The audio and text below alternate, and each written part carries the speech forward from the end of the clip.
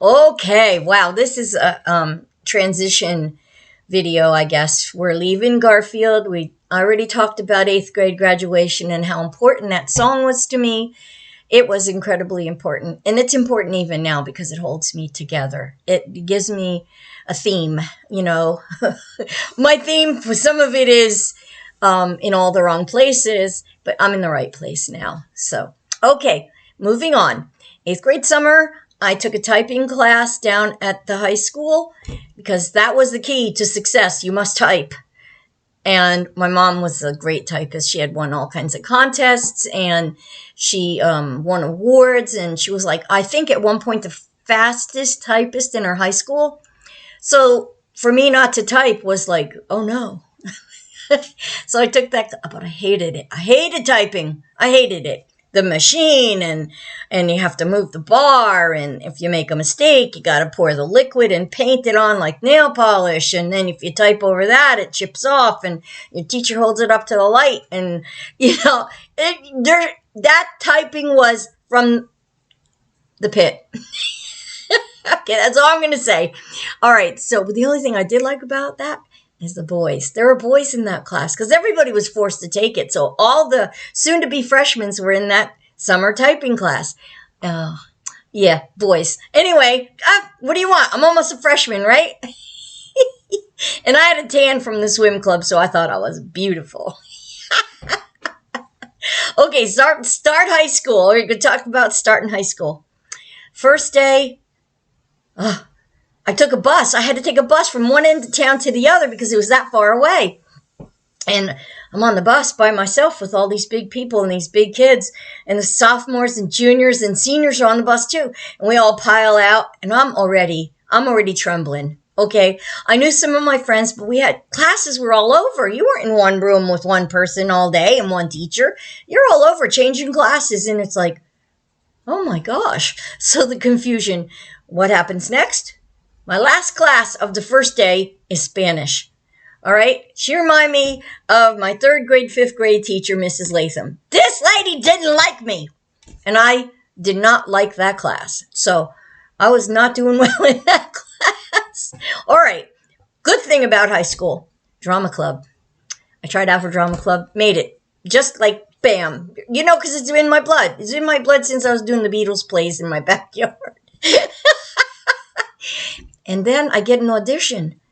And I win the part against sophomores and juniors. And it was for a play. I really should look it up again. But it was called The Mad Woman of Chaillot. And they needed a French maid.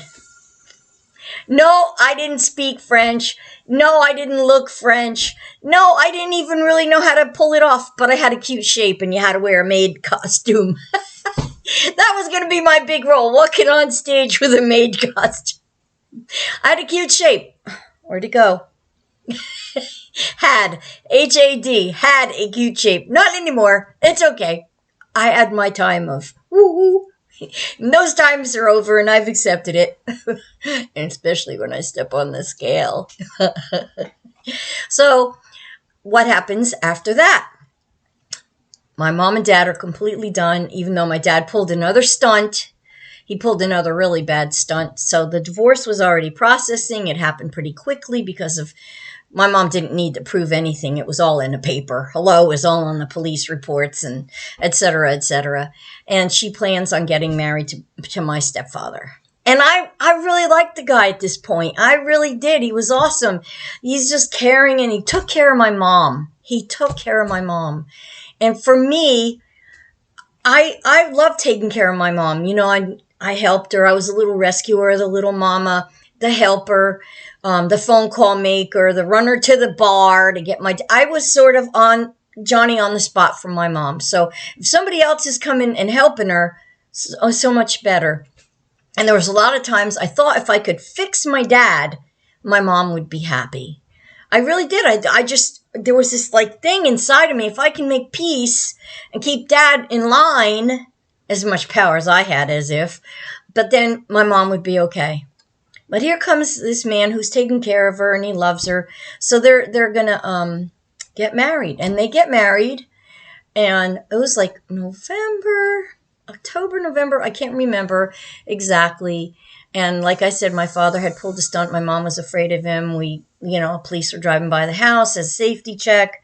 It was a happy but very, very scary time. And like my distraction was boys. Boys. Yes, boys. I'm just owning it so you guys kind of figure it out. So I had the play, and then because I was in the play, more boys were sort of, bees were buzzing around the honey hive. And that was fun because there was something pleasant in my life. Not that I wanted to be in love. I just, it validated this broken soul. I was broken. And there was validation every time the guy kind of flirted or wanted to open my locker or said, carry your books for you. They did. They really did. Carried your books. It was cool. So every time one of those little things, it would kind of patch me up. It's like there's a crack in the road and they pour that tar in there. It was like the tar. It made me feel better.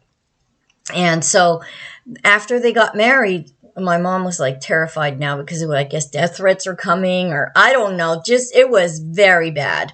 And there'll be more in the book, but I just kind of want to paint over it a little bit. To say that I was in crisis, I don't know because you were just told to live with it. There was no counselor's office. You went to the counselor's office and she picked out your classes for next year. That was it.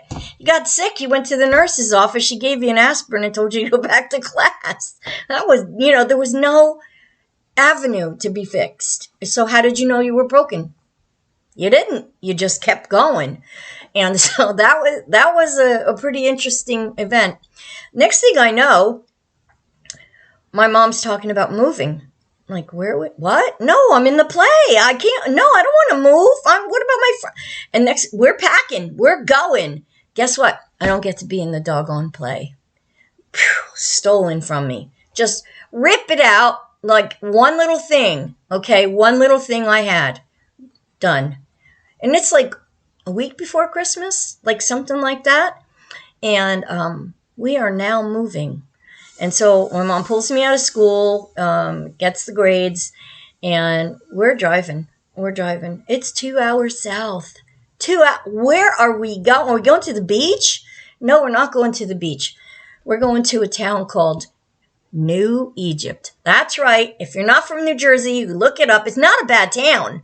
But to go from Garfield, a big city with 9 schools and a huge high school and buses running through the town and Manhattan's real close. And now we're going to New Egypt.